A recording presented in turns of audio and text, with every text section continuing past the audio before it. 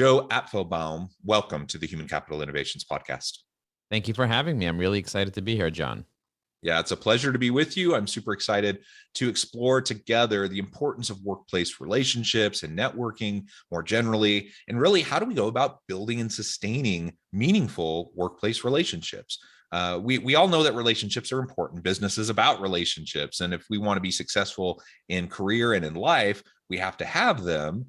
Yet we also know that the level of interpersonal connectivity seems to be on the downward trend, and not just because of social isolation during the pandemic, but pre-pandemic, this was definitely a trend as well.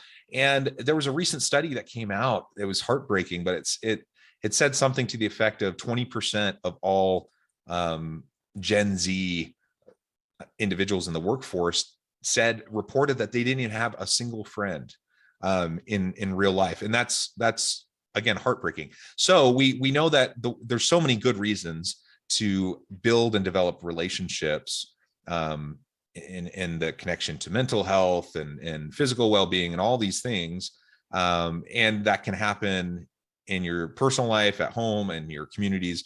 But we spend so much of our day in the workplace that it's only natural that we should foster meaningful relationships that don't even serve a business utility, but are just meaningful relationships, because we're social animals. We can do that in the workplace. So this is all what we're going to be exploring and unpacking together today. As we get started, I wanted to share Joe's bio with everybody. Joe Apfelbaum is the CEO and founder of Ajax Union, a business-to-business digital marketing agency in Brooklyn, New York. Joe is a business strategist, LinkedIn expert, and certified Google trainer. He enjoys speaking and writing about digital marketing, professional networking, and personal development in his seminars, webinars, and articles. Again, thank you so much for joining me. Anything else you would like to share with listeners by way of your background or personal context before we dive on in further? I used to be afraid of networking. I don't know if you know this about me. Now I do a lot of networking. I published my 5th book, High Energy Networking, but I actually was afraid of networking, and I didn't know that I had that fear. I just thought I was a person that just wasn't networking friendly, maybe a little introverted. And what I learned was that networking is a very, very powerful approach, and it really changed my life because growing up, I didn't really have a lot of friends. I wasn't a person that was in cliques or anything like that. And I had a lot of insecurities around building relationships, not really understanding what relationships were. And networking really helped me get out of those. So even if you're not in a business development role, and I wasn't in a business development role for most of my career, networking has helped me be able to really figure out who I am myself as well, and what I value and my relationship. So I just want to tell people, it's like we're talking about networking in the workplace. I used to be the type of person that didn't really understand networking. So this could be really beneficial to those that maybe haven't networked in the past or aren't comfortable with going to networking events, or even, the word networking could be a little dirty sometimes for some people. Like, oh, no, I don't network. I don't need a network. I'm an accountant, or I'm a VP of operations or whatever. But the truth is, everything that ever came good in my life came from relationships. Even if those relationships didn't last, even though my marriage didn't last, I still have 5 beautiful kids. Even though my friendships didn't necessarily last, the ones that I built through networking, not all of them lasted, but through those friendships, I still have a piece of that person with me. I still have growth. I still have cross-pollination. I still have new ideas, new experiences, and the ability and the knowledge and the ability, knowing that I've added value to other people through my relationships, and being very intentional in the future for building relationships. So I'm excited about having this conversation, especially for people who don't really have a lot of experience with building relationships and networking, and seeing those peer-to-peer relationships that we have in the workplace as opportunities for us to be able to move our own personal goals and our goals related to the organization that we're part of forward. Yeah, well said. And I'm one of those people too, especially if we're talking about networking events. I'm more introverted.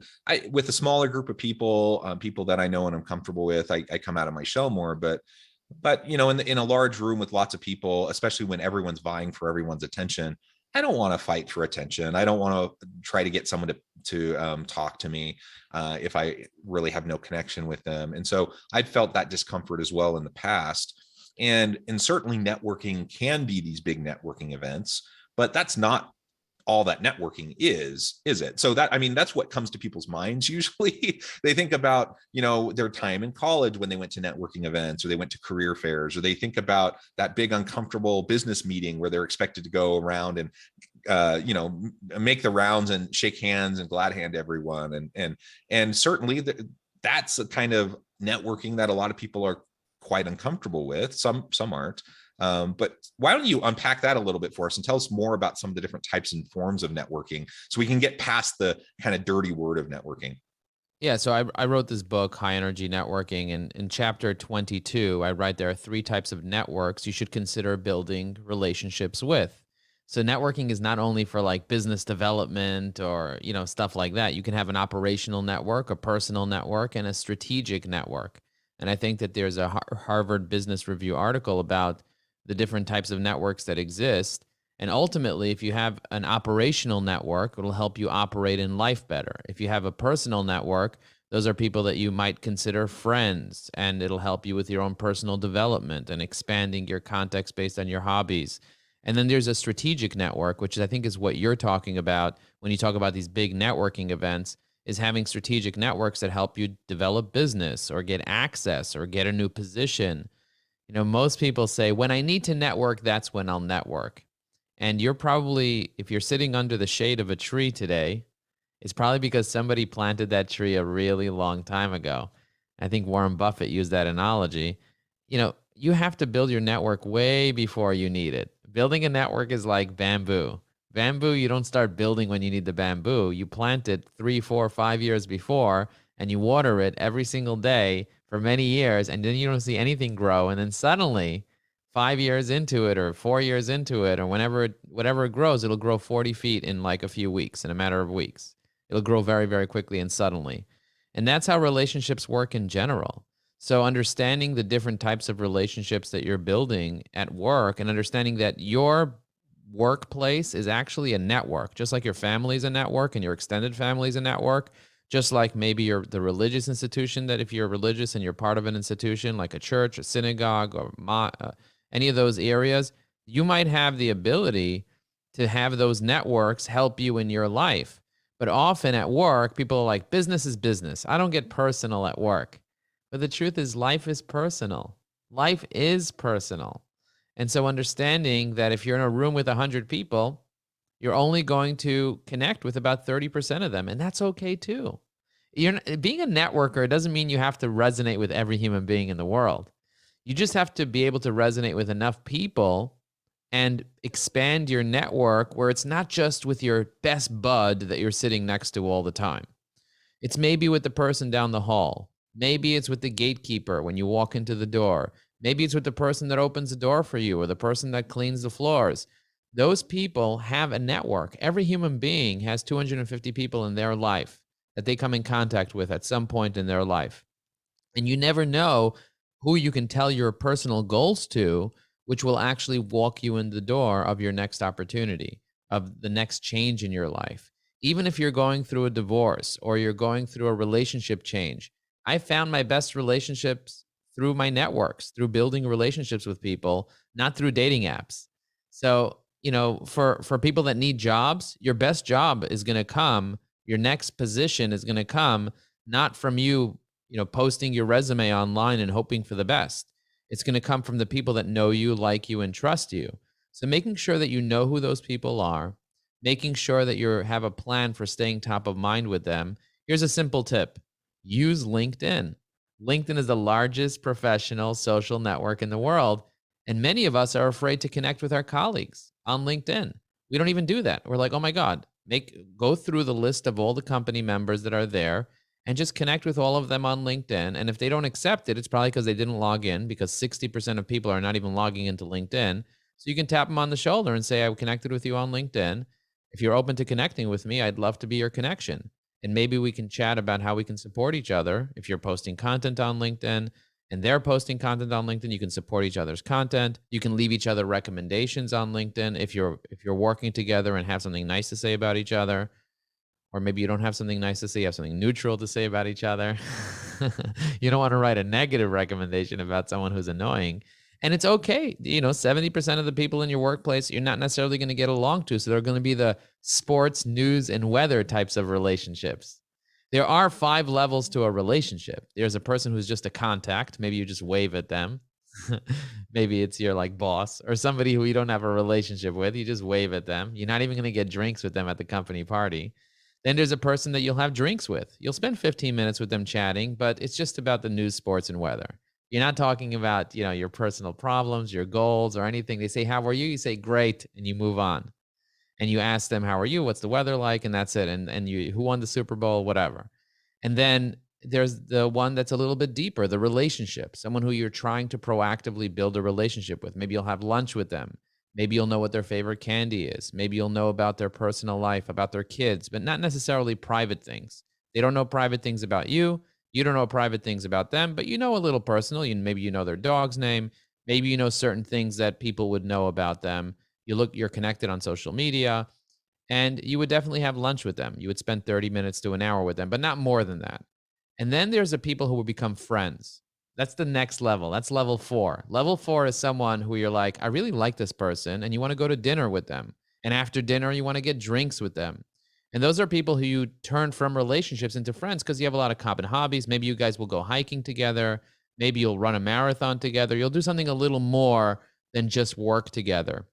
And those are the people where, it's a smaller percentage of the people that are going to be around you are going to become friends, but you still have a substantial amount of friends. And then there are people who are really like a buddy, like a partner, somebody that you would invite to your family, someone that you invite to your house, someone that you know when their birthday is, and you actually buy them a gift. You don't just write them a handwritten card, but you actually buy them a gift. Someone who's like a partner, who you know their secrets, you know their life, they know your life. You can only have a handful of those people. And sometimes some of your friends will become partners. Sometimes some of your relationships will skip the friend zone, will go right into the partner zone. And so there are different levels to our relationships and know where people stand. And sometimes people move from the different levels. But even thinking about this is a whole nother level. Even having this context, this idea is a whole nother level of relationship building, because networking is not just about tell me what you need and I'll tell you what I need and we'll help each other. You can add value to someone's life just by existing in their life. Suicide rates go down when you say hello to people. This is the truth. When you ask somebody, how are you doing today? Even if they say fine and it's a sports, news, and weather, the fact that you interacted with another human will make it less likely for them to want to end their life because they'll find meaning in that. People find meaning in relationships. People find meaning in relating. We are a social human beings. Because when you have a relation with somebody, it's always in the now. It's not, I have a relationship with you in a month. Relationships only happen in the present. And so if me and you have a relationship, if we're in love now, not in the future. Not we fell in love once, because love is not a hole you fall into. Love is something that you do, something that's active, something that you feel. Feelings happen now. It's not, I'll be angry in 2 weeks. You don't schedule anger. Anger either happens or doesn't happen. Love is either happening or it's not happening. You can create it by having the right intention and by manifesting it, but it's something that's happening in the now, in the be, not in the do, not in the fix, but in the be zone. And so I want you to be with people. I want you to first be with yourself too. In my book, in the beginning of the book, I talk about how to find yourself, how to figure out your own personal brand. And it has to do with your strengths, your weaknesses, has to do with your personal values, figuring out the things that frustrate you and why they frustrate you, figuring out your wounds as a child, and why are you attracted chemically to certain people. Whether it's men or women, you're attracted to certain people. You really like certain people chemically, and it's because they fulfill one of your childhood wounds. It's not necessarily a sexual thing. It's just a relational thing. It has to do with the relationships we had with our siblings and with our parents and with our friends. And people have hurt us in the past. All of us have been hurt. Even if we've been loved too much, some people call that smothering. If we've been neglected, oh, they hated us. They stonewalled us. They abandoned us. And so we all have, no matter what has happened in our life, whether we have a lot of money or we grew up poor or whatever it is, or we grew up mainstream or middle class or whatever it is, everybody has a wound. And those wounds make us stronger. We could either suffer and not want to be in the situation that we're in, or we can just enjoy the pain and realize that pain equals growth. And complacency and doubt, that's what causes us to kind of stagnate and eventually die. So I want you to thrive instead of survive. And to do that, you got to get to know yourself and build relationships with other people. I love it, man. There's so much you just said there that is wonderful, and we could spend a really long time unpacking. But I love how you identify the different types of relationships that we have, as well as the different types of networking that we might be engaged in. Because, like you said, we don't need everyone to fit all of those different types of relationships or the different types of networking that we might find ourselves involved in. And I have to admit, like I long for deep relationships. And so, I maybe that's something about me being more introverted. Like I don't really enjoy making small talk with people. I enjoy connecting with people and saying hi, smiling, and letting them know like I care about you, but I don't want to just make small talk. I would rather share of myself and have them share of themselves and connect at a deeper level. But that's me. Like, and other people aren't that way. And so there's only some people I'm going to connect with that way. And that's okay. And I don't need everyone to be that kind of a relationship with me. And other people have their own kind of needs, their desires, what kind of the gaps in their social and psychological well-being where they want and need those things to be met and filled. And people have different bandwidth for how they can maintain relationships. Some people have, like you said, there's only so many really deep friendships you can have with people where you're buddies or partners and such. And you just don't have the time and energy to have more than maybe that small handful of people that fit that mold for you. And just because someone maybe doesn't have room in their life to fit you in into that kind of a deep type of relationship doesn't mean they don't value you, and it doesn't mean they don't care about you or that they don't want to be your friend and don't want to be connected with you. And so sometimes it's just timing, sometimes it's just stage of life. There's all these different things, and we just need to learn to kind of go with the flow, be present with people when we're with them, and follow the cues Have you around heard of what's have going you heard to of make for the type of relationship they need and you need. have you heard of the British anthropologist Robin Dunbar? Have you ever heard of him? Mm-hmm. And he was born in June 1947, and he came up with this interesting concept. And he was looking at primates and human beings and trying to figure out how many relationships can a human being actually have. He did a whole study on how many relationships can you actually have. And it turns out that the average human being can only have about 150 relationships. That's the max number of relationships that a person can maintain at any given time. Now, are there people that can maintain 1,500? Yes. But the average person can only maintain 150 relationships, stable relationships in their life. And so the idea is that our brain can't maintain so many people.